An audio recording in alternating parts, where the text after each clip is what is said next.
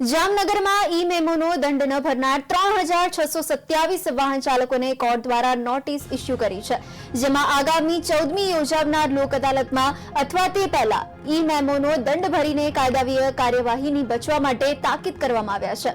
ઈ મેમોના નાણાં ભરવા માટે હાલ એસપી કચેરી ખાતે ઉભા કરાયેલા કમાન્ડ એન્ડ કંટ્રોલ રૂમની બારીએ રૂબરૂ ભરી અને ઓનલાઈન ઈ ચલણ ભરી શકે છે। મહત્વનું છે કે પોલીસ વિભાગ દ્વારા જામનગર શહેરમાં થતી ગુનાહિત પ્રવૃત્તિઓ ઉપર બાજ નજર રાખવા માટે 355 સીસીટીવી કેમેરાઓ ફિટ કરવામાં આવ્યા છે।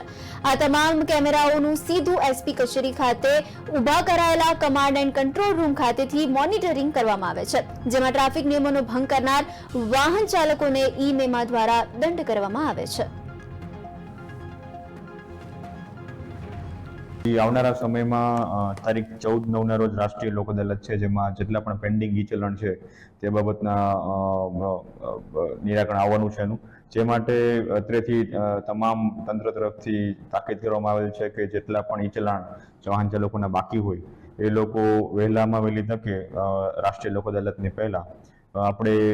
ઓનલાઈન પણ ભરી શકે છે, તેમજ આપણે નેત્રમ કમાન્ડ કંટ્રોલ સેન્ટર જે એસપી કચેરી ખાતે આવેલ છે જામનગરમાં તે જગ્યાએ ત્યાં રૂબરૂ આવીને પણ ત્યાં